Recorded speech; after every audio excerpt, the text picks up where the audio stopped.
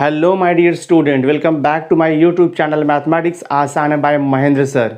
तो आज हम कंटिन्यू कर रहे हैं 12th commerce mathematics and statistics का प्रैक्टिकल नंबर 14। प्रैक्टिकल नंबर 14 है असाइनमेंट प्रॉब्लम। सो बहुत इंपॉर्टेंट प्रैक्टिकल है। सेम टाइप का क्वेश्चन आपके बोर्ड के थियरी एग्जाम में भी आता है 4 मार्क्स के लिए। तो वीडियो बहुत इंपॉर्टेंट होगा, एंड तक वीडियो जरूर देखना। और अगर वीडियो अच्छा लगेगा इसे लाइक करके मैक्सिमम स्टूडेंट्स को शेयर भी कर देना। तो चलो मैं स्टार्ट करता हूँ practical number 14 assignment problem question number 1 से, जो कि एक्टिविटी बेस्ड है। तो क्वेश्चन नंबर 1 देखो, ए दिया है कंसीडर द फॉलोइंग मैट्रिक्स। तो हम यहाँ पे मैट्रिक्स दिया है। फर्स्ट देखो यहाँ पे जॉब्स दिया है J1 J2 J3 J4, और आपको यहाँ पे कॉलम वाइज दिया है M1 M2 M3 M4, 4 machine है। So there are 4 jobs and 4 machine दिया है, ठीक है। और यहाँ पे आपको ये कॉस्ट दिया हुआ है, cost data is given, okay. तो स्टेप 1 देखो यहाँ पे लिखा हुआ है। स्टेप 1 है subtract the smallest value from each row of each element. तो फर्स्ट स्टेप को हम बोलते हैं रो मिनिमाइजेशन, यानी कि जो भी आपको क्वेश्चन दिया हुआ है ईच रो में से हम सबसे मिनिमम वैल्यू को सेलेक्ट करेंगे, एंड दैट मिनिमम वैल्यू को हम each element of that row में से सब्ट्रैक्ट करके न्यू मैट्रिक्स लिखेंगे। तो देखो यहाँ पे क्या किया स्टेप 1 में, सी ईयर 40 50 60 65, ये फर्स्ट रो है।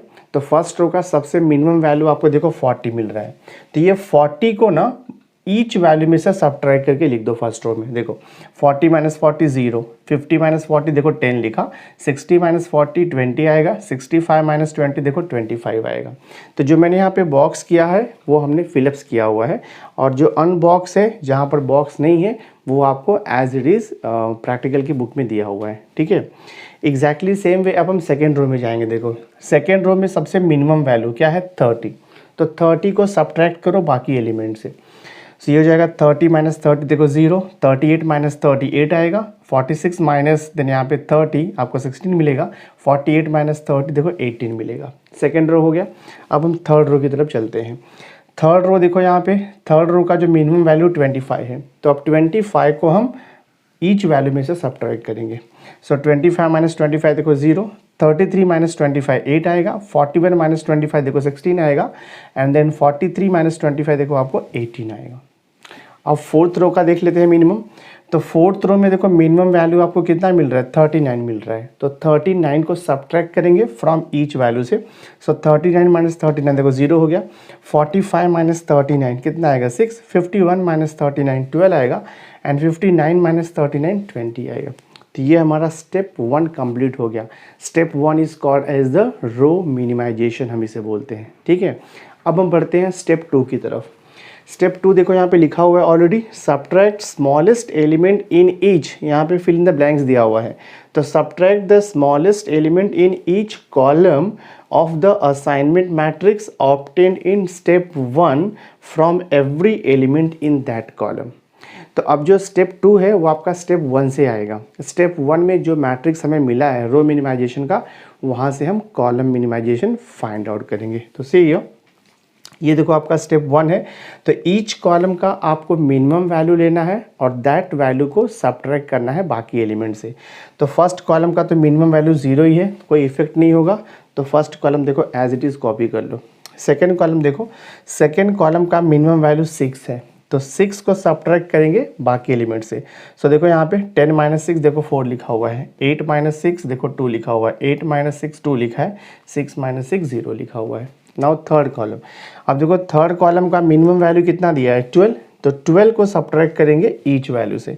तो 20 - 12 देखो 8 लिखा हुआ है, देन 16 - 12 देखो 4 है, 16 - 12 4 है, एंड 12 - 12 देखो 0 हो गया। लास्ट का देखते हैं हम लोग कॉलम, फोर्थ कॉलम है M4। तो यहाँ पर देखो मिनिमम वैल्यू कितना है आपका, मिनिमम वैल्यू 18 है। तो 18 को सब्ट्रैक्ट करेंगे बाकी वैल्यू से। तो 25 - 18 देखो 7 लिखा है, 18 - 18 0, 18 - 18 0, 20 - 18 देखो 2 लिखा हुआ है। तो हमारा ये स्टेप 2 कंप्लीट हो गया, दैट इज कॉलम मिनिमाइजेशन।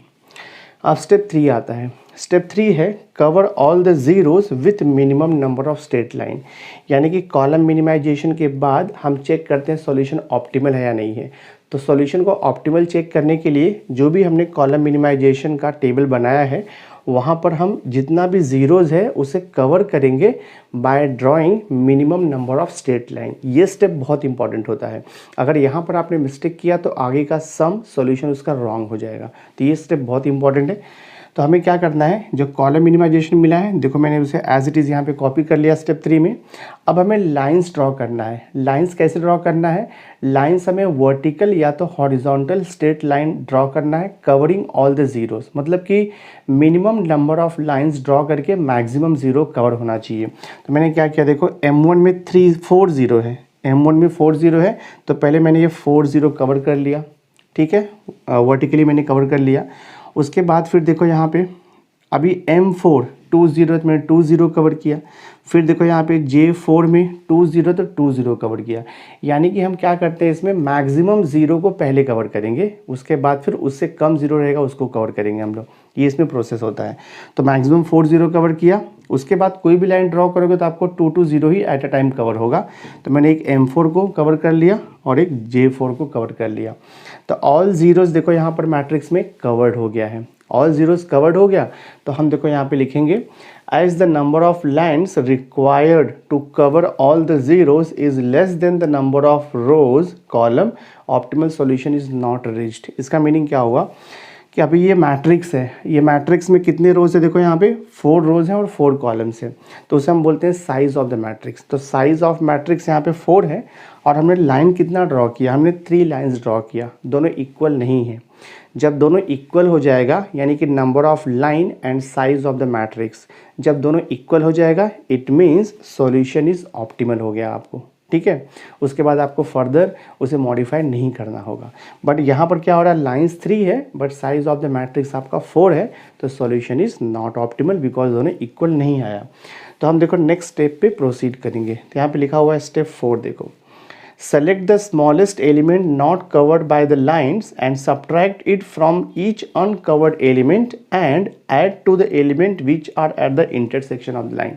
मैं आपको सिंपल वे में एक्सप्लेन करता हूँ कि क्या लिखा हुआ है। देखो ये सॉल्यूशन ऑप्टिमल नहीं आया तो क्या करना है, ये जो आपका टेबल है इसमें से आपको minimum open value find out करना है। ओपन वैल्यू का मतलब होता है कि the value which does not lies on the line.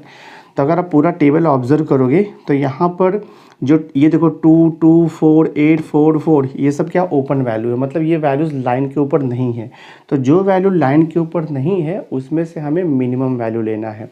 तो आप देख सकते हो यहाँ पर मिनिमम वैल्यू आपको 2 मिलेगा, उसे हम बोलते हैं चेंज। तो ये चेंज को यूज़ करके हम नेक्स्ट स्टेप फॉर्म करते हैं। तो देखो यहाँ पे नेक्स्ट स्टेप लिखा हुआ है, क्या करते हैं हम लोग यहाँ पे नेक्स्ट स्टेप में, अब जो वैल्यू अनकवर्ड है, ठीक है, जो वैल्यू अनकवर्ड है उसमें से चेंज वैल्यू को माइनस कर देते हैं। जैसे देखो 4 अनकवर्ड है, लाइन के ऊपर नहीं है, तो जब न्यू टेबल बनेगा तो जो अनकवर्ड वैल्यू है उसमें से हम चेंज को यानी कि 2 को माइनस करेंगे और जहाँ पर 2 लाइन इंटरसेक्ट हो रहा है वहाँ पर हम चेंज वैल्यू को उसमें ऐड कर देंगे and the rest of the value which lies on the line will remain as it is. ये प्रोसेस होता है। तो ये हमने देखो ये स्टेप में किया हुआ है, वहाँ से आपको समझेगा। देखो मैंने क्या किया है, अब ये 0 0 0 ये देखो 3 0 ऐसे ही आएगा, यहाँ पर इंटरसेक्शन हो रहा है तो जहाँ पर इंटरसेक्शन होगा वहाँ पर जो भी वैल्यू है उसमें चेंज वैल्यू को ऐड करेंगे। चेंज वैल्यू हमें 2 मिला हुआ है तो 0 + 2 देखो ये 2 हो जाएगा। नेक्स्ट कॉलम चेक करो आप, ये अनकवर्ड वैल्यूज़ है, लाइन के ऊपर नहीं है, तो इसमें हम चेंज वैल्यू को माइनस करेंगे। तो 4 - 2 2 आएगा, देखो 2 लिखा है, 2 - 2 0, 2 - 2 0, देखो 0 0 लिखा हुआ है। और ये जो वैल्यू है वो सिंगल लाइन के ऊपर है तो एज इट इज़ आपको कॉपी करना है। सेम वे हम देखते हैं थर्ड कॉलम। अब 8 - 2 देखो 6 आ गया, 4 - 2 2 आ गया, 4 - 2 2 आ गया और ये 0 सिंगल लाइन पर है तो एज इट इज़ कॉपी करेंगे। लास्ट कॉलम देखो 7 लाइन के ऊपर है, एज इट इज़ रहेगा, 0 0 एज इट इज़। 2 जो है 2 लाइन के इंटरसेक्शन पर है, तो जब वैल्यू 2 लाइन के इंटरसेक्शन पर होता है तो उसमें हम चेंज वैल्यू को ऐड कर देते हैं। तो यहाँ पर 2 है और हमारा चेंज वैल्यू 2 है, तो 2 में हम 2 को ऐड करेंगे तो क्या आएगा, 4 आएगा। देखो हमने यहाँ पे लिखा हुआ है 4। तो हमारा जो स्टेप 4 था वो भी कंप्लीट हो गया। अब हम प्रोसीड करते हैं स्टेप 5 की तरफ। स्टेप 5 है देखो, cover all the zeros bye minimum number of line. यानी कि अगेन वही सेम प्रोसेस है, एक बार आपका सॉल्यूशन मॉडिफाई हो गया चेंज वैल्यू को यूज़ करके, अगेन हम नंबर ऑफ लाइंस ड्रॉ करेंगे और ये तब तक प्रोसीजर आपका कंटिन्यू रहेगा जब तक कि number of lines and size of the matrix equal नहीं आता है। एक बार इक्वल आ गया तो सॉल्यूशन आपका ऑप्टिमल हो जाएगा। सो देखो हमने यहाँ पे क्या किया, नंबर ऑफ़ लाइंस ड्रॉ करना है बट मैक्सिमम 0 कवर होना चाहिए मिनिमम नंबर ऑफ़ लाइन। तो देखो मैक्सिमम 0, अगर मैं ये लाइन ड्रॉ करूँगा तो 3 0 एट अ टाइम कवर होगा। अगर मैंने M2 को ड्रॉ किया तो भी 3 0 एट अ टाइम कवर होगा। अगर मैंने M4 को ड्रॉ किया तो 2 0 कवर होगा। अगर मैंने सपोज J4 को ड्रॉ किया तो 2 0 कवर होगा। J3 को ड्रॉ किया तो 3 0 कवर होगा। यानी कि आप वर्टिकल या हॉरिजॉन्टल कैसे भी ड्रॉ करो maximum 3 0 at a time cover होगा। तो मैंने देखो maximum 3 0 at a time cover किया, फिर यहाँ पर देखो मैंने maximum 3 0 at a time cover किया, उसके बाद फिर मैंने 2 0 कवर किया और ये 2 0 कवर किया। ठीक है, तो ये हो गया देखो नंबर ऑफ़ लाइन ड्रॉ हो गया, जितना भी ज़ीरोस था पूरा कवर्ड हो गया। एक बार ज़ीरोस कवर्ड हो गया by drawing the minimum number of line. अब आपको देखना रहेगा इसके बाद कि सॉल्यूशन ऑप्टिमल है या नहीं है। तो यहाँ पर अगर आप चेक करोगे तो नंबर ऑफ़ लाइन कितना मिला है, 1 2 3 4 लाइन्स मिला है। नंबर ऑफ़ लाइन 4 मिल गया, साइज़ ऑफ द मैट्रिक्स भी 4 है। साइज़ ऑफ द मैट्रिक्स का मतलब होता है नंबर ऑफ़ रो और नंबर ऑफ़ कॉलम। तो यहाँ पे नंबर ऑफ़ लाइन 4 आ गया, साइज़ ऑफ द मैट्रिक्स 4 आ गया, तो सॉल्यूशन आपका ऑप्टिमल हो गया। अब हम जाएंगे नेक्स्ट स्टेप में। तो आई होप यहाँ तक आपको समझा रहेगा।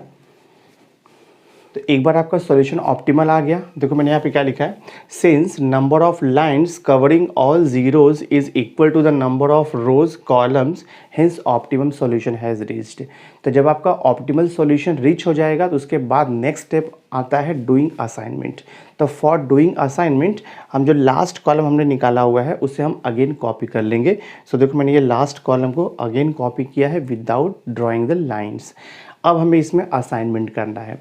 तो असाइनमेंट का रूल होता है कि हम ईच रो में पहले ऑब्जर्व करेंगे सिंगल ज़ीरो, जहाँ पर हमें सिंगल ज़ीरो मिलेगा वहाँ पर हम असाइनमेंट करेंगे और उसका करस्पॉन्डिंग कॉलम ज़ीरो कैंसिल करेंगे। सो देखते सिंगल ज़ीरो कहाँ पे मिलता है। तो फर्स्ट रो देखो J1, इसमें सिंगल ज़ीरो है तो हम ये सिंगल ज़ीरो असाइन करेंगे। ठीक है, तो हम फर्स्ट रो में सिंगल ज़ीरो असाइन कर रहे हैं तो करस्पॉन्डिंग कॉलम ऑल ज़ीरो देखो हम कैंसिल कर देते हैं, ये रूल होता है। ठीक है, अगेन वही प्रोसेस आपको कंटिन्यू करना है। अब हम अगेन सर्च करेंगे कि सिंगल ज़ीरो किस रो में मिल रहा है। तो देखो सेकंड रो में सिंगल ज़ीरो नहीं मिल रहा है, थर्ड रो में भी सिंगल ज़ीरो नहीं मिल रहा है, फोर्थ रो में भी सिंगल ज़ीरो नहीं मिल रहा है। तो जब आपको रो में सिंगल ज़ीरो नहीं मिलेगा तो आप कॉलम में सर्च करोगे सिंगल ज़ीरो। सो देखो यहाँ पे सेकेंड कॉलम, यहाँ पे सिंगल ज़ीरो नहीं है बट थर्ड कॉलम में सिंगल ज़ीरो है। तब क्या करेंगे, हम कॉलम में सिंगल ज़ीरो असाइन कर रहे हैं। तो जब हम कॉलम में सिंगल ज़ीरो असाइन करेंगे तो करस्पॉन्डिंग रो का ऑल ज़ीरोस कैंसिल करेंगे। तो इसका करस्पॉन्डिंग रो देखो ये ज़ीरो कैंसिल हो गया। अगेन आपका वही प्रोसेस है कि हम अगेन सर्च करेंगे सिंगल ज़ीरो आइदर रो या फिर कॉलम में, बट रो या कॉलम में अब आपको सिंगल ज़ीरो नहीं मिलेगा, आपको 2 2 0 मिल रहा है। तो जब आपको सिंगल ज़ीरो रो में भी नहीं मिलेगा, कॉलम में भी नहीं मिलेगा, so that situation is called as a multiple solution, या उसे हम बोलते हैं alternate solution in assignment problem. तो ये सिचुएशन में क्या करना है, देखो 4 0 है ना, किसी भी एक ज़ीरो को असाइन कर दो चलेगा, कुछ इशू नहीं है। तो सपोज देखो मैंने यहाँ पर असाइन कर दिया ये ज़ीरो, तो अगर मैंने ये ज़ीरो असाइन किया है ना तो इसका करस्पॉन्डिंग रो का भी ज़ीरो कैंसिल होगा और कॉलम का भी ज़ीरो कैंसिल होगा। इसे बोलते हैं हम लोग मल्टीपल और ऑल्टरनेट सॉल्यूशन। तो इसका करस्पॉन्डिंग देखो ये ज़ीरो कैंसिल हो गया और इसका करस्पॉन्डिंग देखो ये ज़ीरो भी कैंसिल हो गया। अब बचा क्या आपका, देखो यहाँ पर ये सिंगल ज़ीरो बच गया, इसे असाइन कर दो।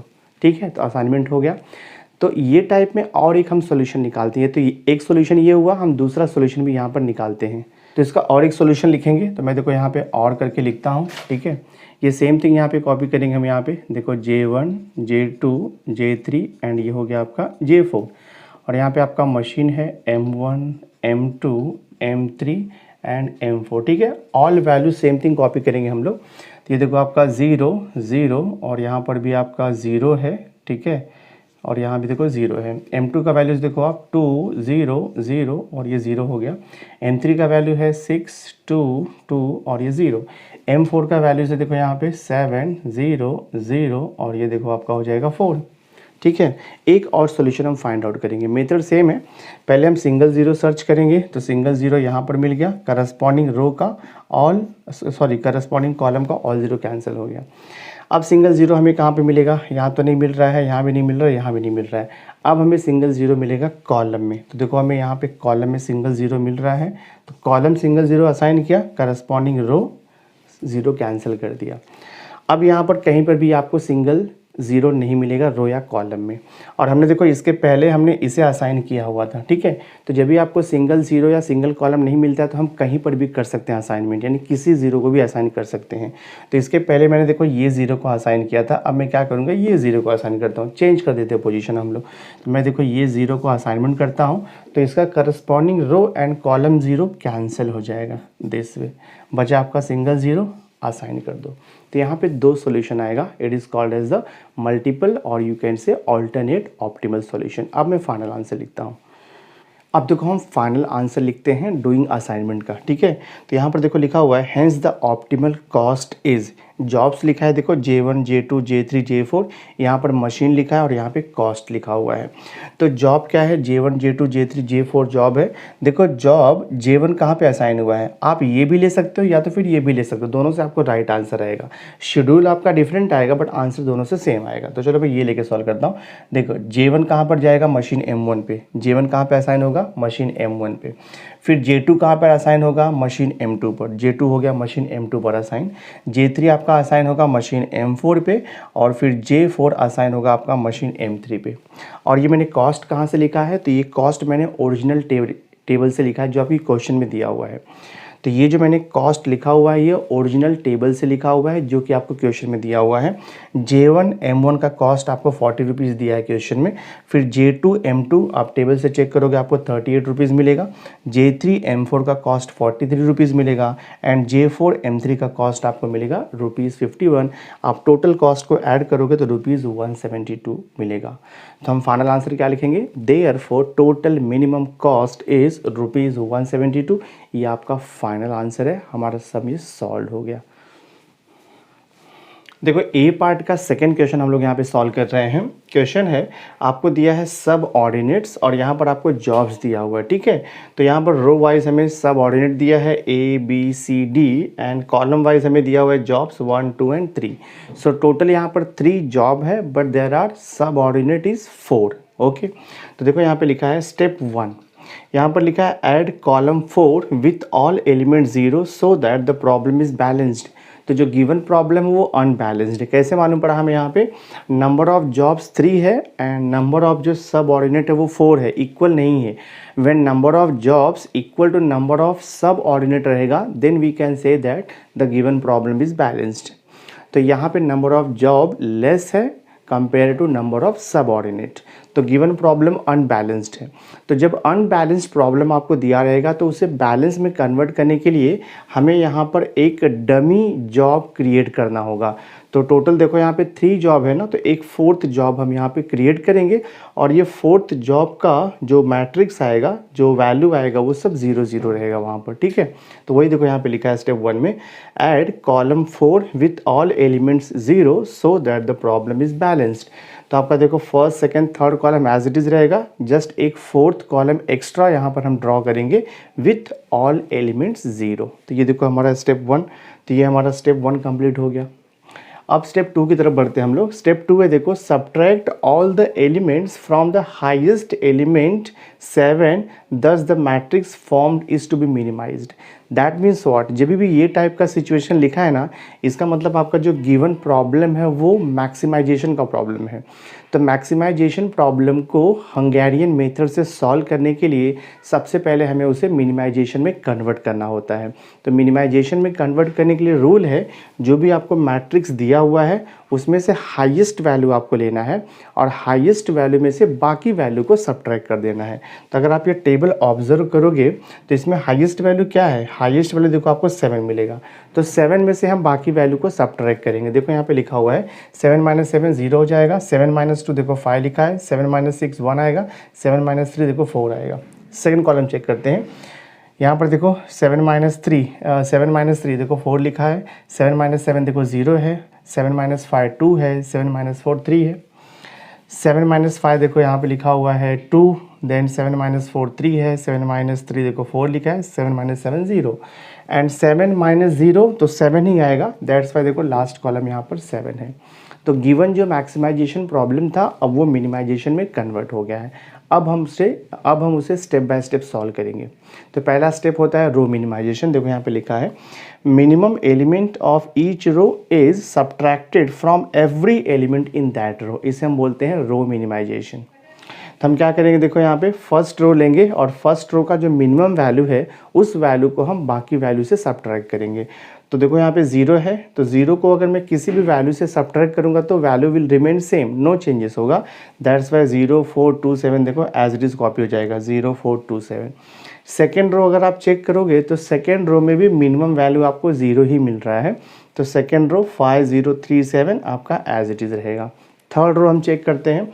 थर्ड रो देखो 1 2 4 7, तो यहाँ पर मिनिमम वैल्यू मुझे 1 मिल रहा है, तो 1 को मैं सब्ट्रैक्ट करूँगा बाकी वैल्यू से, तो 1 - 1 देखो 0 हो जाएगा, 2 - 1 1 आएगा, 4 - 1 3 आएगा, 7 - 1 6 आएगा आपका। लास्ट रो हम चेक करते हैं 4 3 0 7, तो यहाँ पर मिनिमम वैल्यू 0 है तो कोई अफेक्ट नहीं होगा, तो as it is fourth row हम एलिमेंट कॉपी कर लेंगे, दैट इज़ 4 3 0 7। तो ये आपका देखो स्टेप हो गया रो मिनिमाइजेशन का। अब नेक्स्ट स्टेप आता है रो मिनिमाइजेशन को यूज़ करके हम कॉलम मिनिमाइजेशन फाइंड आउट करते हैं। सो देखो हमने यहाँ पे लिखा है step 4, minimum element in each column is subtracted from every element in that column. तो अब हम रो मिनिमाइजेशन के टेबल को यूज़ करके कॉलम मिनिमाइजेशन फाइंड आउट करेंगे। तो ईच कॉलम का मिनिमम वैल्यू ले लो। फर्स्ट कॉलम का मिनिमम वैल्यू 0 है तो नो चेंज होगा, देखो एज इट इज़ यहाँ पे लिखा हुआ है, ठीक है। फिर सेकेंड कॉलम का मिनिमम 0 है, नो चेंज होगा। थर्ड कॉलम का मिनिमम 0 है, नो चेंज होगा। फोर्थ कॉलम का मिनिमम मिल रहा है हमें, देखो यहाँ पर फोर्थ कॉलम का मिनिमम वैल्यू 6 है तो चेंजेस होगा। 7 - 6 देखो 1 लिखा है, 7 - 6 देखो 1 लिखा है, 6 - 6 0 लिखा है, 7 - 6 तो देखो यहाँ पर 1 आएगा। तो ये हो गया आपका रो मिनिमाइजेशन टेबल। अब देखो यहाँ पे नेक्स्ट स्टेप आपको दिया हुआ है डूइंग असाइनमेंट। यहाँ पर एक स्टेप आपका स्किप है। कौन सा स्टेप यहाँ पे स्किप किया इन्होंने, drawing the number of line. Number of lines draw करके हम वहाँ से फाइंड आउट करेंगे सॉल्यूशन ऑप्टिमल है नहीं, बट वो स्टेप आपको दिया नहीं तो लिखना नहीं है आपको। तो यहाँ पर डायरेक्ट इन्होंने लिखा है डूइंग असाइनमेंट, तो मैंने क्या किया, ये सेम टेबल को मैंने यहाँ पर कॉपी कर लिया है। अब असाइनमेंट कैसे करते हैं तो मैं आपको यहाँ से बताता हूँ। देखो आप क्या करोगे, सेम टेबल आपने कॉपी किया है तो आप पहले सर्च करोगे ईच रो में सिंगल ज़ीरो आपको कहाँ मिल रहा है। अब डूइंग असाइनमेंट करने के लिए रूल क्या होता है कि हम पहले रो वाइज सर्च करेंगे सिंगल ज़ीरो कहाँ पर मिलेगा।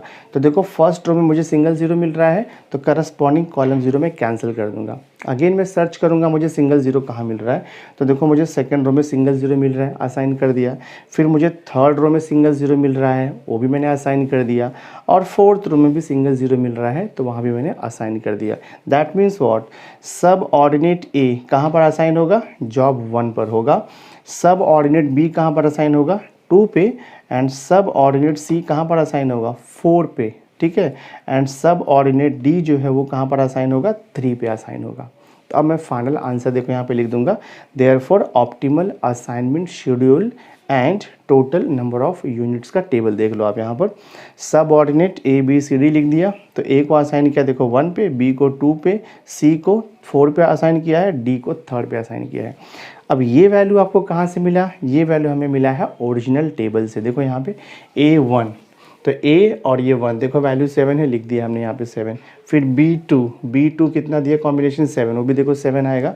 C4 तो C4 तो है ही नहीं यहाँ पे, यहाँ से मिलेगा आपको, देखो C4 0 मिलेगा तो 0 लिखा है हमने। फिर D3 कितना दिया है 7, तो हमने यहाँ पे 7 लिख दिया। तो टोटल कितना हो जाएगा 21 एडअप करोगे आप तो। देयरफॉर यहाँ से क्या मिला हमें, therefore total optimal units equal to कितना हो जाएगा 21 यूनिट हो जाएगा। बट यहाँ पर और एक चीज़ आपको पूछा है, यहाँ पर लिखा है देयरफॉर सब ऑर्डिनेट डैश दिया हुआ है will not be given any job. तो आप अगर यहाँ पे ऑब्जर्व करोगे जो सब ऑर्डिनेट सी है, सब ऑर्डिनेट सी को हम कहाँ पर असाइन कर रहे हैं, जॉब 4 पर असाइन कर रहे हैं। बट जॉब 4 आपको क्वेश्चन में दिया नहीं है, जॉब 4 तो हमने इमेजिनरी लिया हुआ है, ठीक है। दैट्स वाई हम क्या लिखेंगे, therefore subordinate C will not be given any job. तो ये हमने कंप्लीट कर दिया सम। से यार देखो ए का थर्ड पार्ट हम लोग सॉल्व करेंगे। आपको यहाँ पे मैट्रिक्स दिया है 5 by 5 का, R1 R2 R3 R4 R5 लिखा हुआ है, H1 H2 H3 H4 H5 दिया है और हमें यहाँ पे वैल्यूज़ दिया है, यानी कि ये 5x5 का मैट्रिक्स है। ठीक है, तो स्टेप 1 देखो क्या लिखा हुआ है, select smallest element in each row and subtract it from every element in its row, यानी कि ये रो मिनिमाइजेशन है। तो देखो फर्स्ट रो का मिनिमम एलिमेंट कितना है 1, तो 1 को सब्ट्रैक्ट करेंगे बाकी वैल्यू से, तो 5 - 1 4 हो गया, 3 - 1 2 हो गया, 4 - 1 देखो 3, 7 - 1 6, 1 - 1 0। सेम प्रोसेस सेकंड रो के लिए भी करेंगे। तो सेकंड रो का मिनिमम वैल्यू 2 है देखो, तो 2 - 2 0, 3 - 2 1 हो गया, 7 - 2 देखो 5 है, 6 - 2 4 है, 5 - 2 देखो 3 लिखा हुआ है। Exactly same way third row का देखो मिनिमम वैल्यू 0 है, तो 1 को सब्ट्रैक्ट करोगे बाकी वैल्यू से तो आपको मिलेगा 3 0 4 1 3, लाइक दैट आपको 5 7 0 1 2 3 1 4 6 0 मिल जाएगा। ये आपका रो मिनिमाइजेशन का टेबल कंप्लीट हो गया। नेक्स्ट स्टेप आता है, स्टेप 2 है select smallest element in each column and subtract it from every element in it's column. इसे हम बोलते हैं कॉलम मिनिमाइजेशन। तो रो मिनिमाइजेशन के स्टेप्स को यूज़ करके हम कॉलम मिनिमाइजेशन फाइंड आउट करते हैं। तो देखो फर्स्ट कॉलम का मिनिमम वैल्यू 0 है, तो 0 को बाकी वैल्यू से सब्ट्रैक्ट करोगे तो कोई इफेक्ट नहीं होगा। सेम वे सेकंड कॉलम भी 0 है, third column 0, fourth fifth all 5 column 0 है, तो कोई भी इफेक्ट नहीं होगा। तो सेम ये टेबल आपको यहाँ पे कॉपी कर लेना है। This is called as the column minimization. ठीक है, अब देखो नेक्स्ट स्टेप क्या लिखा है, स्टेप 3 है, here the number of lines required to cover zeros is less than the number of columns rows of the matrix. Select smallest element from all uncovered element, subtract this smallest element from all uncovered element and add it to elements which lies at the intersection of the two lines. तो देखो मैंने यहाँ पे क्या किया है, मैंने यहाँ पे लाइंस ड्रॉ किया हुआ है। ये कॉलम मिनिमाइजेशन हो गया आपका। कॉलम मिनिमाइजेशन होने के बाद हम देखते हैं कि सॉल्यूशन ऑप्टिमल है या नहीं है, और सॉल्यूशन ऑप्टिमल है या नहीं है वो फाइंड आउट करने के लिए कॉलम मिनिमाइजेशन के टेबल में हम लाइंस ड्रॉ करते हैं। लाइंस ड्रॉ करने का रूल क्या होता है, हम हॉरिजॉन्टल या तो फिर वर्टिकल स्ट्रेट लाइन ड्रॉ करेंगे such that with minimum number of lines all zeros covered हो जाना चाहिए। ठीक है, तो अब देखो मैंने क्या किया है, सबसे पहले मैंने मैक्सिमम 0 कवर किया हुआ है। तो मैक्सिमम 0 मतलब देखो यहाँ पे 2 0 मैंने कवर किया है। ठीक है, उसके बाद फिर मैंने देखो सिंगल 0 कवर किया है, 1 0 यहाँ पे कवर किया, फिर यहाँ पे कवर किया, फिर मैंने यहाँ पे कवर किया है। यानी कि अगर मैं मिनिमम 4 लाइन्स को ड्रॉ करूँगा तो ये जितना भी ज़ीरोज़ है कॉलम मिनिमाइजेशन के टेबल में पूरा कवर्ड हो जाएगा।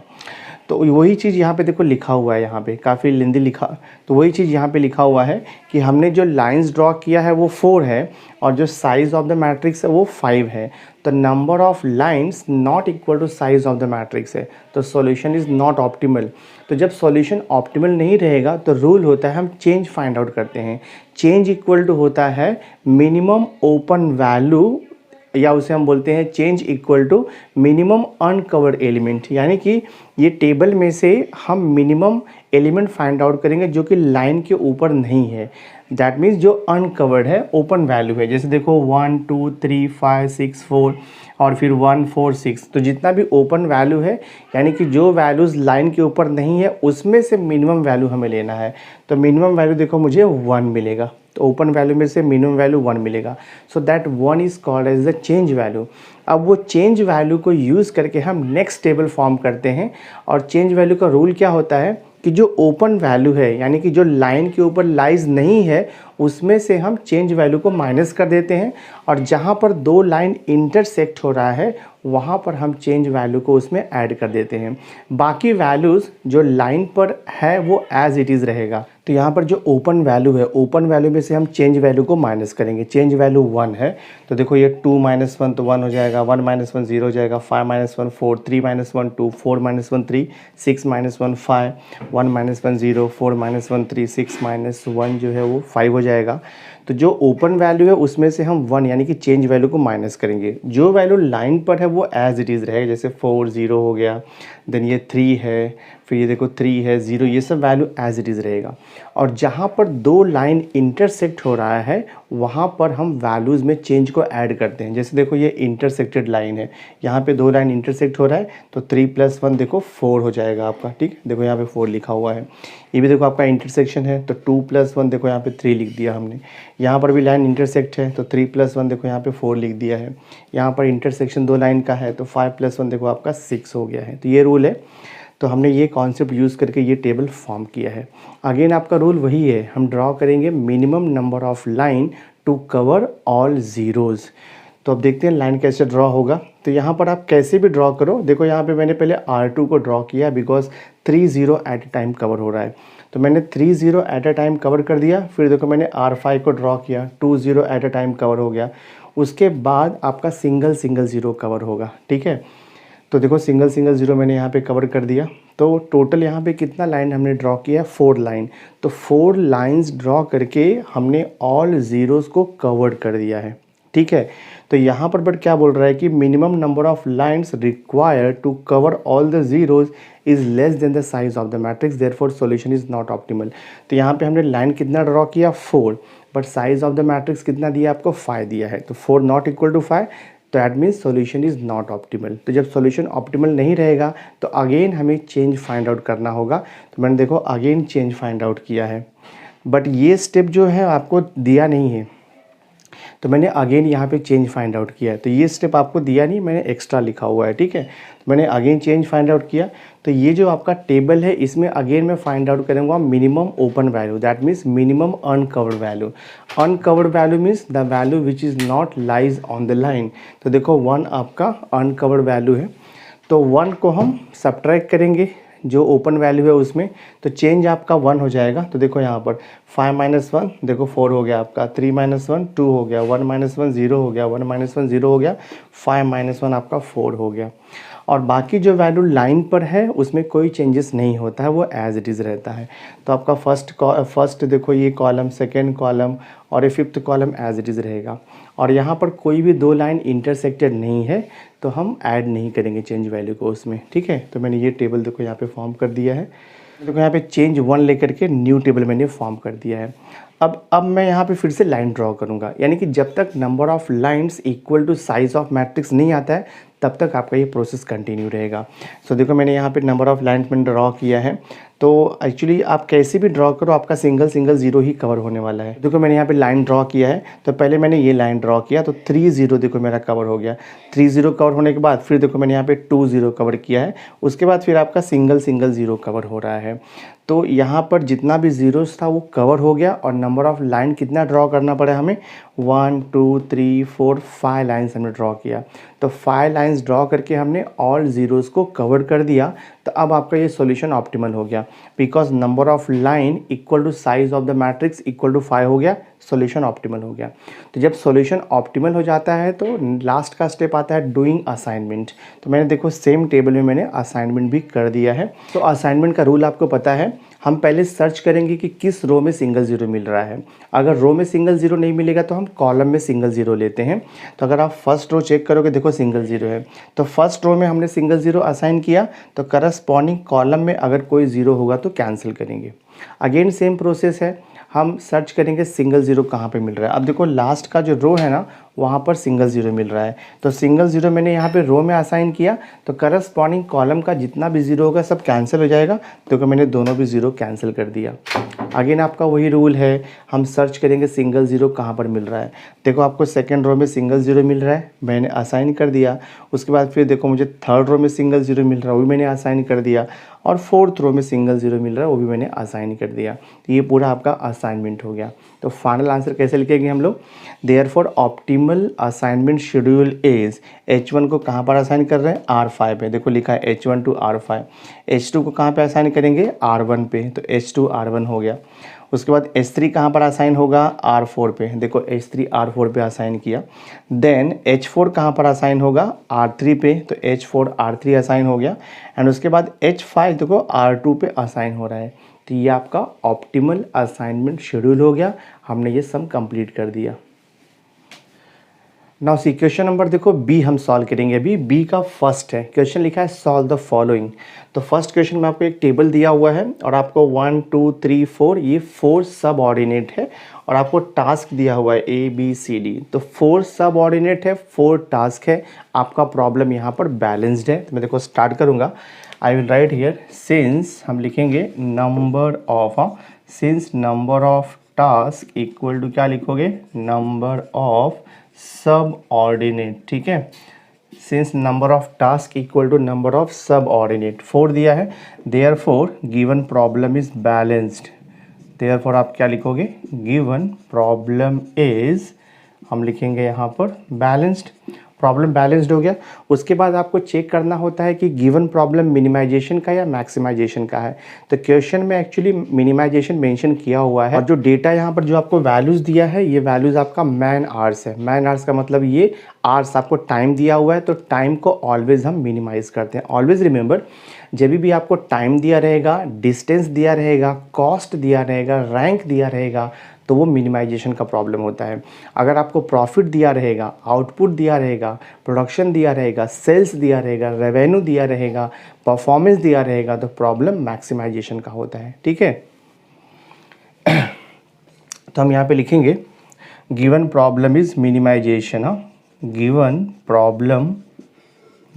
प्रॉब्लम इज, आप लिखोगे मिनिमाइजेशन। ठीक है, given problem is minimization. Problem balance है, मिनिमाइजेशन है। स्टेप बाय स्टेप सॉल्व करेंगे। तो स्टेप 1 आपको पता ही है, स्टेप 1 क्या रहता है।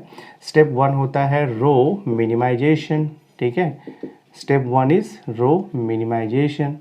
तो रो मिनिमाइजेशन में हम क्या करते हैं, ईच रो का मिनिमम वैल्यू लेते हैं और उसे हम बाकी वैल्यू से सबट्रैक्ट करते हैं। तो देखो मैं सॉल्व करता हूँ। यहाँ पर आपको टास्क दिया है ए बी सी डी है और यहाँ पे सब ऑर्डिनेट है 1 2 3 और ये देखो आपका 4 है। तो रो मिनिमाइजेशन देखो यहाँ पे फर्स्ट रो, तो फर्स्ट रो का मिनिमम वैल्यू लेंगे हम। तो फर्स्ट रो का देखो मिनिमम वैल्यू 8 है, तो 8 को हम बाकी वैल्यू से सबट्रैक्ट करेंगे इन दैट रो। तो 8 माइनस 8 देखो आपका 0 हो जाएगा। 26 माइनस 8 करोगे तो 18 आएगा। 17 माइनस 8 करोगे 9 आएगा। 11 माइनस 8 करोगे तो आपको 3 आएगा। फर्स्ट रो हो गया मिनिमाइजेशन। एग्जैक्टली सेम वे हम सेकेंड रो का मिनिमम वैल्यू लेंगे। तो सेकेंड रो का देखो मिनिमम वैल्यू 4 है, तो 4 को सबट्रैक्ट कर दो बाकी वैल्यू से। तो 13 माइनस 4 आपको 9 मिलेगा। 28 माइनस 4 24 हो जाएगा। 4 माइनस 4 0। 26 माइनस 4 तो ये आपको देखो 22 मिल जाएगा। इतना क्लियर हो गया। थर्ड रो चेक करो। थर्ड रो का मिनिमम वैल्यू आपको 15 मिल रहा है। तो 38 माइनस 15 करेंगे तो 8 माइनस 5 देखो 3 आएगा और 3 माइनस 1 देखो आपका ये 2 आएगा, 23 आएगा। तो 38 माइनस 15 करेंगे तो 8 माइनस 5 3 हो गया और 3 माइनस 1 2 23 आएगा आपका। ठीक है, नेक्स्ट वैल्यू देखो आप। 19 माइनस 15 करेंगे तो हमें यहाँ से कितना मिलेगा, 4 मिलेगा। और फिर 18 माइनस 15 करोगे तो आपको 3 मिलेगा। 15 माइनस 15 देखो 0 मिलेगा। नेक्स्ट अभी रो देखो आप। लास्ट रो में मिनिमम वैल्यू देखो आपका 10 है, तो 10 को सब्ट्रैक्ट करो बाकी वैल्यू से। तो 19 माइनस 10 करेंगे तो 9 मिलेगा।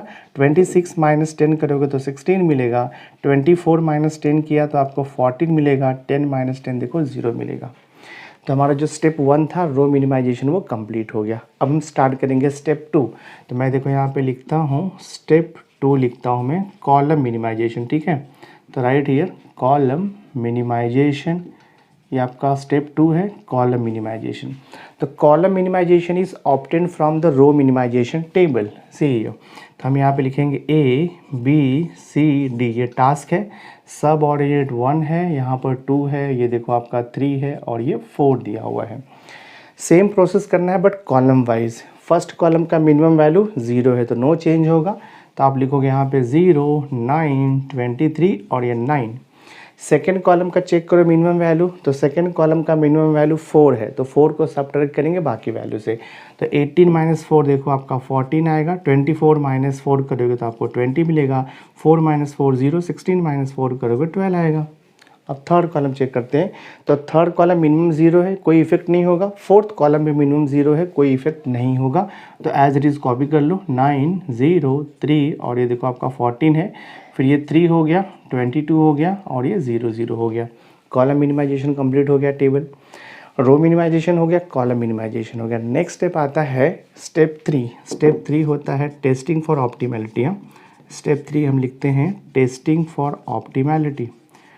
टेस्टिंग फॉर ऑप्टिमैलिटी लिखो गया, ठीक है।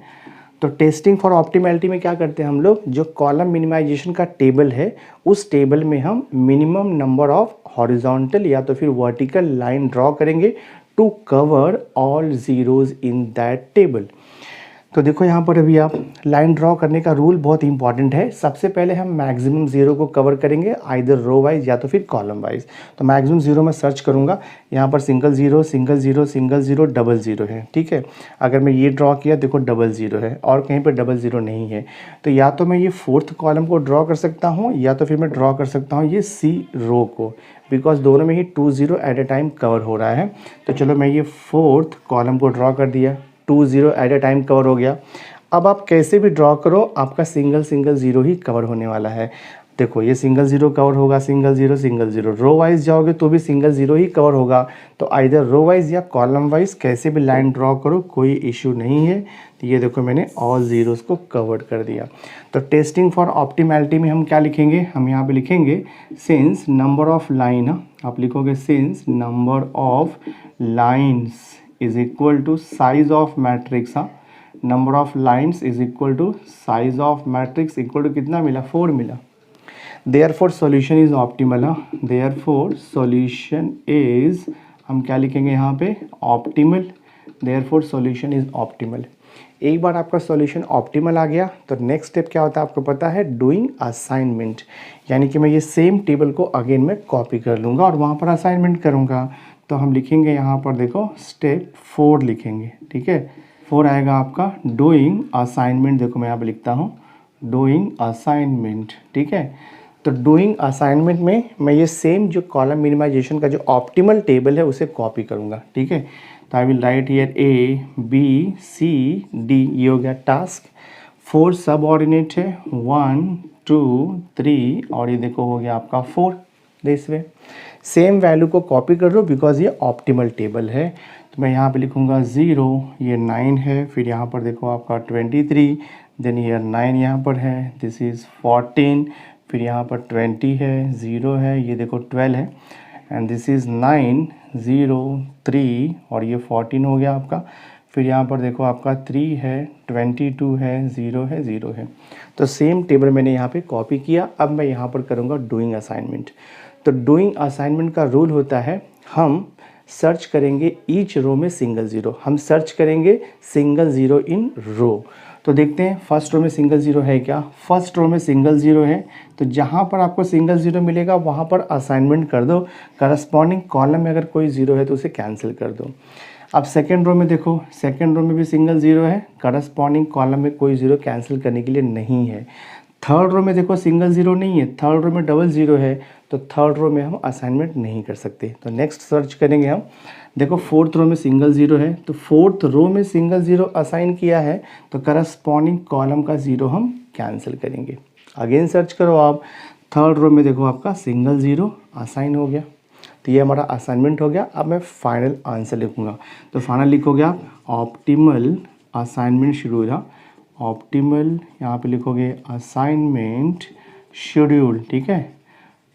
ऑप्टिमल असाइनमेंट शेड्यूल, शेड्यूल में क्या लिखोगे आप, यहाँ पर देखो, यहाँ पर आप लिखोगे ABCD, आपको टास्क दिया हुआ है, ठीक है। तो मैं यहाँ पे लिखूँगा टास्क, फिर आपको जो 1 2 3 4 5 4 है वो सब ऑर्डिनेट है, तो राइट हियर सब ऑर्डिनेट, ठीक है।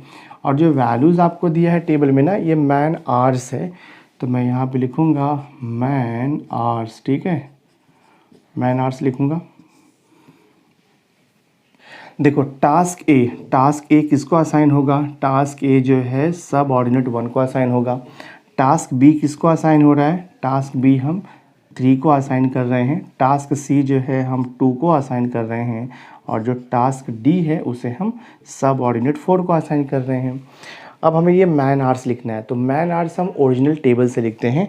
देखो A1 का कॉम्बिनेशन यहाँ पर 8 है, लिख दो। B3 का कॉम्बिनेशन देखो, B3 का कॉम्बिनेशन यहाँ पर 4 है। C2 का कॉम्बिनेशन देखो यहाँ पर आपका 19 है, और उसके बाद D4, हाँ D4 का कॉम्बिनेशन देखो आपको 10 दिया हुआ, टोटल ऐड कर दो। 8 + 4 12, 12 + 9 तो हो जाएगा 21। तो यहाँ पे आप 1 लिख दो और फिर 2 और ये 2 4, तो देखो 41 आपका आंसर आएगा। तो टोटल हम ऐड करेंगे तो आपको कितना मिलेगा, 41 आवर्स मिलेगा। ये हमारा फाइनल आंसर है। तो सम सॉल्व हो गया ये। नाउ सी हियर, देखो यहाँ पे बी पार्ट का क्वेश्चन नंबर 2 हम सॉल्व कर रहे हैं। बहुत इंपॉर्टेंट क्वेश्चन है ये टाइप का क्वेश्चन आपको थियरी एग्जाम में भी 4 मार्क के लिए आ सकता है, ठीक है। तो यहाँ पर देखो आपको ABCDE these are the 5 different types of antibiotic products दिया हुआ है। M1 M2 M3 M4 4 machine के थ्रू वो प्रोसेस हो रहा है। और यहाँ पे आपको कॉस्ट ऑफ मैन्युफैक्चरिंग दिया हुआ है, ठीक है। तो कॉस्ट ऑफ मैन्युफैक्चरिंग दिया है और देखो यहाँ पे डैश दिया हुआ है। इसका मीनिंग क्या होता है कि जो मशीन M1 है वो प्रोडक्ट C को असाइन नहीं होगा, मतलब वहाँ पे रेस्ट्रिक्शन है। सेम वे जो मशीन M3 है देखो वो D को असाइन नहीं होगा, वहाँ पर रेस्ट्रिक्शन है। तो जब भी ऐसा रेस्ट्रिक्शन रहेगा तो हम यहाँ पर जो कॉस्ट है उसे इनफाइनाइट लेकर के सॉल्व करते हैं। और ये टाइप का जो प्रॉब्लम है उसे हम बोलते हैं प्रोहिबिटेड असाइनमेंट या उसे हम बोलते हैं रेस्ट्रिक्टेड असाइनमेंट। यहाँ पे कॉस्ट डेटा दिया हुआ है तो देखो 1 बाय 1 मैं सॉल्व करता हूँ। तो आई विल राइट हियर। सबसे पहले हम चेक करेंगे कि गिवन प्रॉब्लम बैलेंस्ड है या अनबैलेंस्ड है, तो वो चेक करते हैं हम लोग यहाँ पर। तो I will write here number of machine, हाँ देखो यहाँ पे number of machine equal to कितना दिया है, 4 मशीन है। और यहाँ पर लिखा है नंबर ऑफ एंटीबायोटिक प्रोडक्ट्स। तो नंबर ऑफ प्रोडक्ट लिखता हूँ मैं। नंबर ऑफ प्रोडक्ट्स आपको कितना दिया, 5 दिया है ना, 5 प्रोडक्ट है और 4 मशीन है। So you will write here therefore 4 not equal to 5, therefore given problem is unbalanced. हाँ तो आप क्या लिखोगे, गिवन प्रॉब्लम इज अनबैलेंस्ड, ठीक है। गिवन प्रॉब्लम इज अनबैलेंस्ड, तो प्रॉब्लम अनबैलेंस्ड हो गया। अब चेक करते हैं कि ये मिनिमाइजेशन का प्रॉब्लम है या मैक्सिमाइजेशन का प्रॉब्लम है। तो हम यहाँ पे लिखेंगे since cost data is given, हाँ since cost is given problem is minimisation आप लिखोगे, प्रॉब्लम इज मिनिमाइजेशन, ठीक है। Since cost is given so problem is minimisation. तो जब भी आपको मैंने बताया कॉस्ट दिया रहेगा, टाइम दिया रहेगा, डिस्टेंस दिया रहेगा, रैंक दिया रहेगा, सो प्रॉब्लम मिनिमाइजेशन होता है। अगर आपको प्रॉफिट दिया रहेगा, आउटपुट दिया रहेगा, प्रोडक्शन दिया रहेगा, सेल्स दिया रहेगा, रेवेन्यू दिया रहेगा, तो प्रॉब्लम मैक्सिमाइजेशन का होता है, ठीक है। तो ये प्रॉब्लम मिनिमाइजेशन का हो गया। और प्रॉब्लम अनबैलेंस्ड है, तो प्रॉब्लम अनबैलेंस्ड है उसे सॉल्व करने के लिए सबसे पहले हमें प्रॉब्लम को बैलेंस करना होगा। तो हम बैलेंस कैसे करेंगे प्रॉब्लम को, देखो यहाँ पर आई विल राइट हियर, ये M1 है, M2 है, यहाँ पर देखो M3 है, M4 है। टोटल 5 प्रोडक्ट है बट मशीन यहाँ पर 4 है। तो एक इमेजिनरी मशीन हमें यहाँ पे इंट्रोड्यूस करना होगा। तो मैं देखो यहाँ पर एक इमेजिनरी मशीन लेता हूँ M5 या उसे हम बोलते हैं डमी मशीन, ठीक है।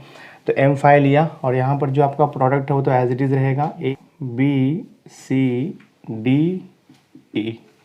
तो अब मैं प्रॉब्लम को बैलेंस करके देखो यहाँ पे लिखता हूँ। वैल्यूज़ आपको दिया है, देखो यहाँ पर 27 दिया है, फिर यहाँ पर 31 है, ये दिस इज़ 20 और ये आपको दिया है देखो 21, ठीक है। फिर यहाँ पर आपको कितना दिया है वैल्यू 18 है, दिस इज़ 24 है, यहाँ पर आपको 17 दिया है और ये देखो आपको 28 दिया हुआ है। यहाँ पे डैश है, तो डैश है मतलब वो रेस्ट्रिक्टेड प्रॉब्लम है या उसे बोलते हैं प्रोहिबिटेड। तो जो भी प्रोहिबिटेड रहेगा ना उसे हम M लेकर के सॉल्व करेंगे, उसका कॉस्ट हम M अज्यूम करेंगे या उसे बोलते हैं हम लोग वेरी लार्ज कॉस्ट या उसे बोलते हैं infinite cost. So due to infinite cost this M1 can not be assigned to product C, ऐसा अज्यूम करते हैं हम लोग, उसे हम M से लिख सकते हैं वेरी लार्ज कॉस्ट, ठीक है। उसके बाद यहाँ पर आपको क्या दिया, देखो वैल्यू 20 है, फिर ये 21 एज इट इज़।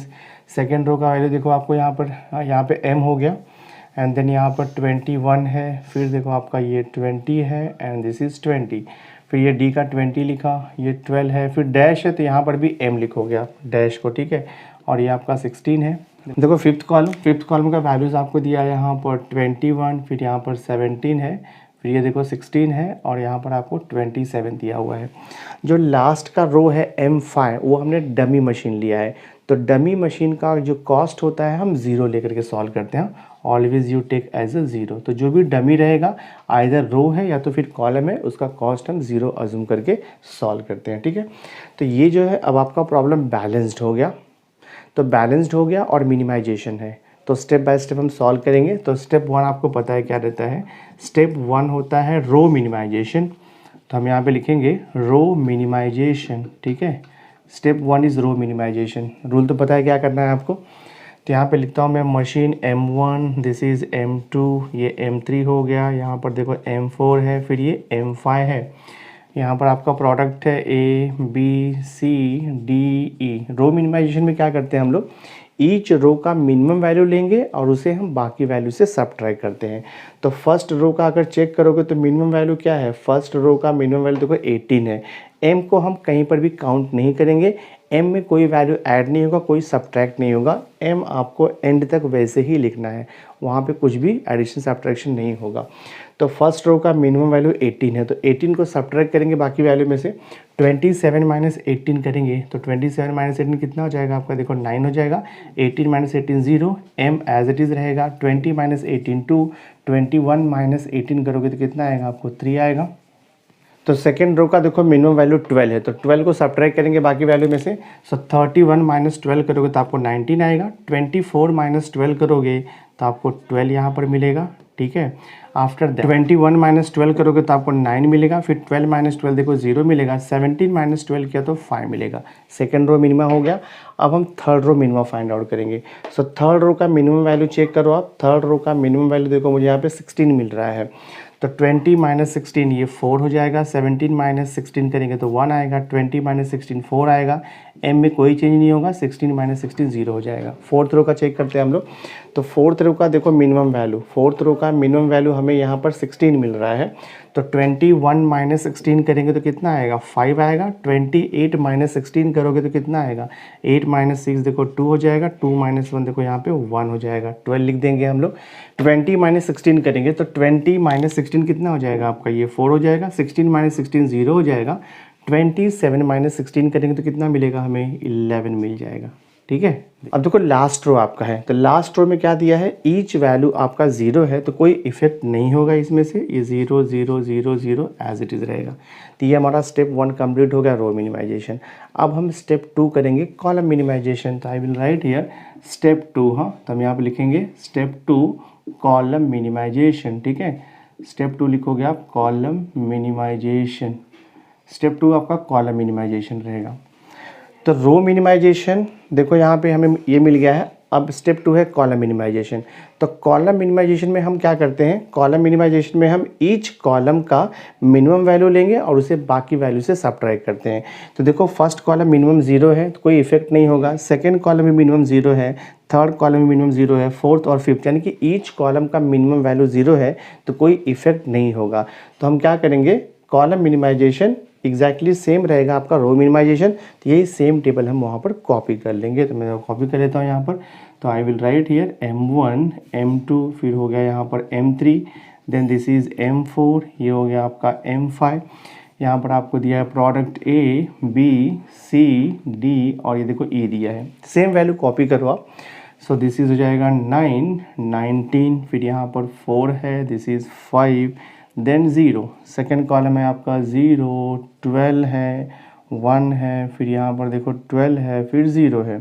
फिर आपको दिया है यहाँ पर M, फिर यहाँ पर 9 दिया हुआ है, फिर ये 4 है, फिर ये 4 है, फिर ये 0 है। फिर यहाँ पर आपको दिया है 2 0, देन दिस इज़ M, फिर यहाँ पे 0 और ये 0 है। सो दिस इज़ 3 5 0 11 और ये आपका 0 हो गया, ठीक है। तो ये कॉलम मिनिमाइजेशन हो गया। आफ्टर दैट अब आपका स्टेप 3 आता है। स्टेप 3 होता है टेस्टिंग फॉर ऑप्टिमैलिटी। तो मैं यहाँ पे लिखूँगा स्टेप 3, ठीक है। हम लिखेंगे step 3 testing for optimality. So right here testing for optimality. Testing for optimality में पता है आपको क्या करना है, जो हमें कॉलम मिनिमाइजेशन का टेबल मिला है उसमें हमें नंबर ऑफ़ लाइंस ड्रॉ करना है। Minimum number of straight line to cover all zeros, ठीक है। सो देखते हैं हम यहाँ पे मिनिमम नंबर ऑफ़ लाइन कैसे ड्रॉ कर सकते हैं। तो इसका रूल है, जिस रो या जिस कॉलम में सबसे ज़्यादा ज़ीरो होता है उसे पहले कवर करना है। तो ये देखो M5 में मैक्सिमम 0 है, 5 0 है, इसे हम पहले कवर करेंगे। अब हम ट्राई करेंगे कि किस रो में ज़्यादा ज़ीरो मिल रहा है या किस कॉलम में हमें ज़्यादा ज़ीरो मिल रहा है।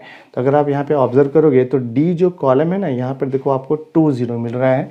तो मैं ये नेक्स्ट जो है डी कॉलम को कवर कर दूंगा। आफ्टर दैट अब देखो यहाँ पर सिंगल ज़ीरो और यहाँ पर सिंगल ज़ीरो है, तो सिंगल ज़ीरो कवर करने के लिए आप वर्टिकल लाइन भी ड्रॉ कर सकते हो, हॉरिजॉन्टल लाइन भी ड्रॉ कर सकते हो, कोई इशू नहीं है। तो मैं देखो यहाँ पर वर्टिकल लाइन ड्रॉ कर देता हूँ। तो टेबल में जितना भी ज़ीरोस था वो कवर्ड हो गया through minimum number of line. तो हम यहाँ पे काउंट करेंगे नंबर ऑफ़ लाइन कितना मिला है, तो आप लिखोगे number of line is equal to 1 2 3, number of line 4 है। And what is the size of matrix, यहाँ पे चेक करो आप, साइज़ ऑफ मैट्रिक्स, ठीक है। साइज़ ऑफ मैट्रिक्स कितने का मैट्रिक्स है, 5 रो 5 कॉलम है, तो साइज़ ऑफ द मैट्रिक्स आपका 5 हो जाएगा। देयरफॉर आप लिखोगे 4 not equal to 5, solution is not optimal. हाँ, आप लिखोगे सॉल्यूशन इज़ नॉट ऑप्टिमल, ठीक है, सॉल्यूशन इज़ नॉट ऑप्टिमल।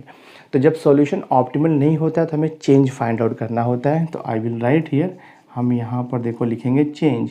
अब चेंज इक्वल टू क्या होता है, चेंज इक्वल टू होता है minimum open value. Minimum open value that means इस टेबल में जो वैल्यू लाइन के ऊपर नहीं है उसे हम बोलते हैं ओपन वैल्यू।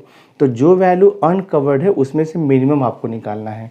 तो ये सब देखो अनकवर्ड है, ये अनकवर्ड है, तो जो अनकवर्ड है उसमें मिनिमम मुझे कितना मिल रहा है, ये देखो अनकवर्ड है और ये अनकवर्ड है, तो मुझे मिनिमम 4 मिल रहा है यहाँ से। तो चेंज इक्वल टू क्या हो जाएगा आपका, 4 हो जाएगा।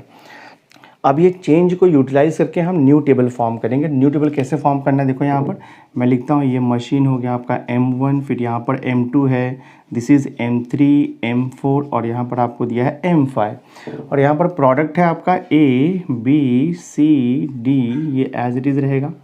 चेंज वैल्यू कैसे यूटिलाइज करना है, जो ओपन वैल्यू है ना उसमें से चेंज वैल्यू को माइनस करोगे, ठीक है।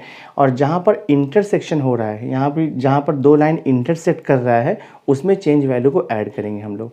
रेस्ट ऑफ द वैल्यूज़ जो लाइन के ऊपर है वो एज इट इज़ रहेगा। देखते हैं 9 देखो ओपन वैल्यू है तो 9 - 4 5 हो जाएगा। 19 - 4 करोगे तो देखो आपका 15 आएगा। 4 - 4 0 हो जाएगा। 5 - 4 1 हो जाएगा। ये वैल्यू लाइन पर है, एज इट इज़ लिखोगे।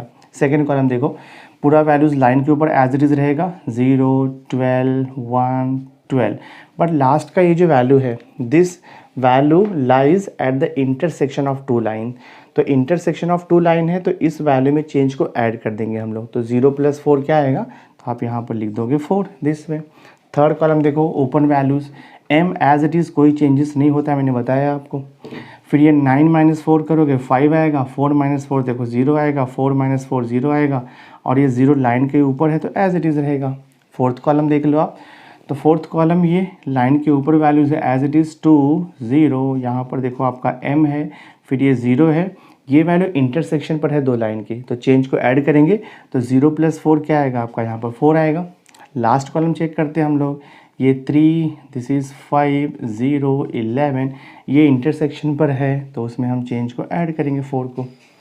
अगेन आपका रूल वही है, टेस्टिंग फॉर ऑप्टिमैलिटी। तो अगेन हम यहाँ पे मिनिमम नंबर ऑफ लाइन के थ्रू ऑल ज़ीरोज़ को कवर करेंगे टेबल में। तो लाइन ड्रॉ करने का रूल आपको पता है, हम पहले सर्च करेंगे कि मैक्सिमम ज़ीरो कहाँ पर कवर हो रहा है। देखो आपका मैक्सिमम ज़ीरो कहाँ पर कवर होगा, आपका मैक्सिमम ज़ीरो देखो यहाँ पर ये कॉलम में कवर हो रहा है, 3 0 कवर हो रहा है। और अगर मैंने ये ड्रॉ किया तो भी आपका 3 0 कवर होगा। तो पहले 3 0 एट ए टाइम कवर होगा, तो मैं देखो ये 3 0 कवर कर ले रहा हूँ। अब देखते हैं और कहीं पर 3 0 कवर होता है क्या, तो और कहीं पर देखो यहाँ पे 3 0 कवर नहीं हो रहा है, 2 2 0 कवर हो रहा है। तो मैं देखो ये 2 0 कवर कर रहा हूँ, फिर देखो मैंने ये 2 0 कवर किया, उसके बाद फिर आपका देखो सिंगल ज़ीरो कवर हो गया।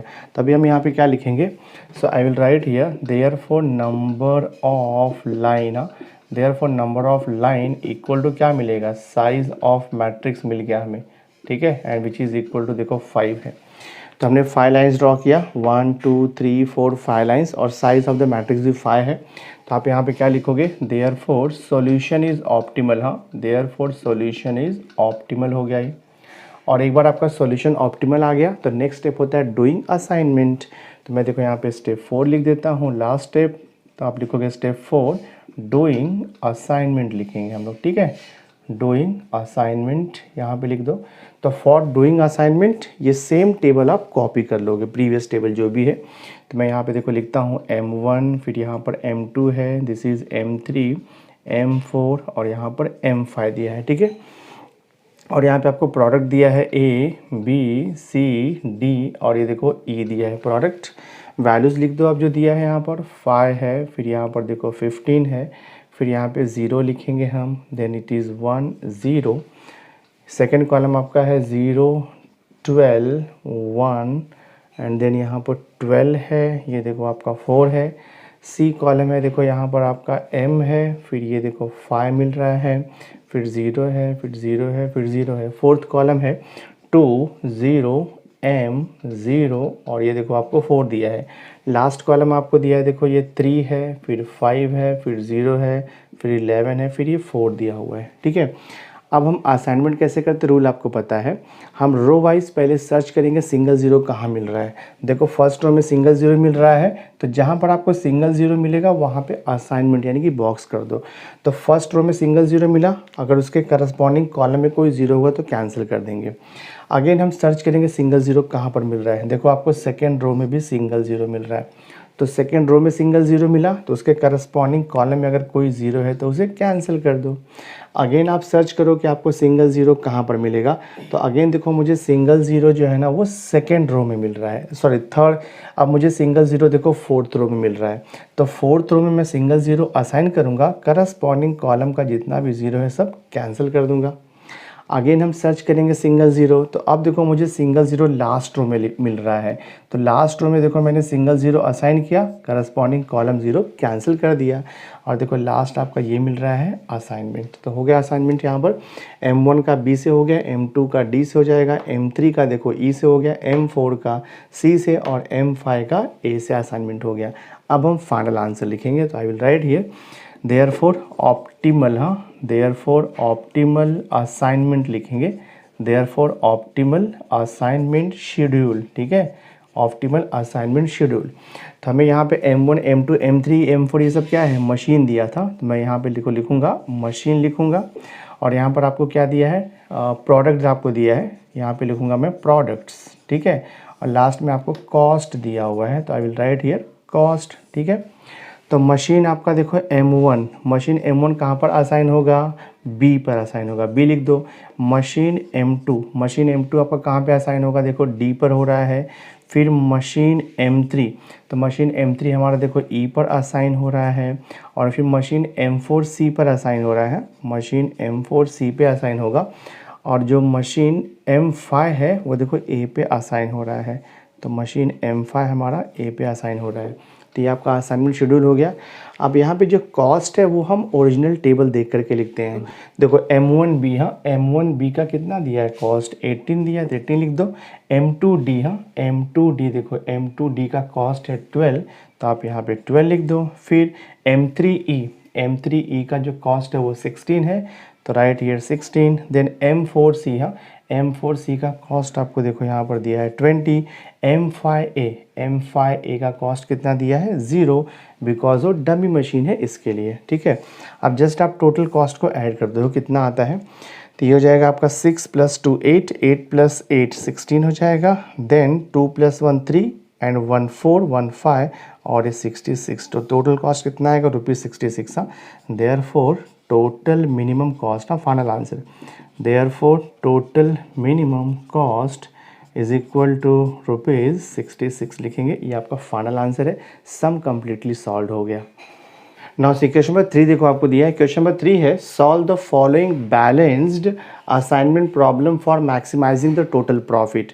एक्चुअली क्वेश्चन में उन्होंने प्रिंटिंग मिस्टेक है वहाँ पर, यहाँ पर लिखा हुआ है solve the following unbalanced, but the given problem वो बैलेंस्ड है, तो करेक्शन कर लो, solve the following balanced assignment problem for maximising the total profit. ठीक है, तो यहाँ पर आपको देखो ऑपरेटर दिया है 1 2 3 और यहाँ पे जॉब्स आपको दिया है 1 2 3, तो 3 ऑपरेटर्स है 3 जॉब्स है, दैट्स वाई प्रॉब्लम यहाँ पे बैलेंस्ड रहेगा। तो मैं यहाँ पे लिखता हूँ सॉल्यूशन देखो इसका, तो I will start the solution over here.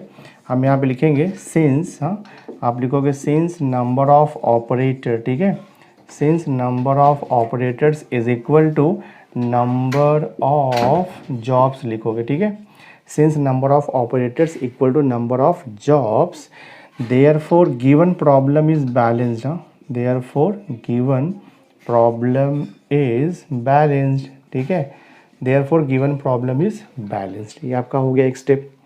After that अभी आपको चेक करना है कि गिवन प्रॉब्लम मैक्सिमाइजेशन है या मिनिमाइजेशन है। क्वेश्चन में स्टेट में दिया है प्रॉफिट और बोला भी है solve the following balance assignment problem for maximising the total profit. तो आप यहाँ पे लिखोगे सिंस प्रॉफिट इज गिवन, हम लिखेंगे since profit is given therefore problem is maximization. ठीक है, profit is given, problem is maximization. तो जब मैक्सिमाइजेशन का असाइनमेंट प्रॉब्लम रहेगा तो हम सबसे पहले उसे मिनिमाइजेशन में कन्वर्ट करते हैं, और मिनिमाइजेशन में कन्वर्ट करने के लिए हम फाइंड आउट करेंगे रिग्रेट मैट्रिक्स या उसे बोलते हैं हम लोग लॉस मैट्रिक्स। तो वो कैसे निकलेगा, हम यहाँ पे फाइंड आउट करेंगे हाईएस्ट प्रॉफिट वैल्यू। ठीक है, देखो हाईएस्ट प्रॉफिट टेबल में सर्च करो, तो पूरे टेबल में अगर आप सर्च करोगे तो हाईएस्ट प्रॉफिट आपको 8 मिलेगा, तो यहाँ पे लिख दो 8। अब रिग्रेट मैट्रिक्स कैसे निकालना है, आप उसे बोलो रिग्रेट मैट्रिक्स या उसे हम बोलते हैं लॉस मैट्रिक्स, मीनिंग सेम होता है। ठीक है, तो कैसे निकाला, देखो यहाँ पे ऑपरेटर आपको दिया है 1 2 3 एज इट इज़ रहेगा, जॉब से यहाँ पे 1 2 3 ऐसे लिखेंगे हम लोग। रिग्रेट मैट्रिक्स कैसे निकालोगे, जो भी आपको प्रॉफिट मैट्रिक्स दिया हुआ है हम सबसे पहले फाइंड आउट करेंगे हाईएस्ट प्रॉफिट। तो हमें हाईएस्ट प्रॉफिट मिला 8, तो ये जो हाईएस्ट प्रॉफिट मिला है इस प्रॉफिट में से हम ईच प्रॉफिट को सब्ट्रैक्ट करेंगे। तो 8 माइनस देखो 6 तो कितना हो जाएगा आपका 2, फिर 8 माइनस 2 देखो यहाँ पे 6 आएगा, 8 माइनस 7 1 आएगा, फिर देखो 8 माइनस 2 यहाँ पर आपका 6 आएगा, 8 माइनस 5 देखो 3 आएगा, फिर 8 माइनस 8 देखो आपका यहाँ पर 0 आएगा। ठीक है, उसके बाद फिर यहाँ पर 8 माइनस 5 तो यहाँ पर आपको 3 मिलेगा, फिर 8 माइनस 8 देखो 0 आएगा, 8 माइनस 6 यहाँ पे 2 आएगा। तो ये हो गया हमारा रिग्रेट मैट्रिक्स। अब ये रिग्रेट मैट्रिक्स को लेकर के हम सॉल्व करेंगे सम्स को। तो अब मैं स्टेप बाय स्टेप देखो यहाँ पे करता हूँ।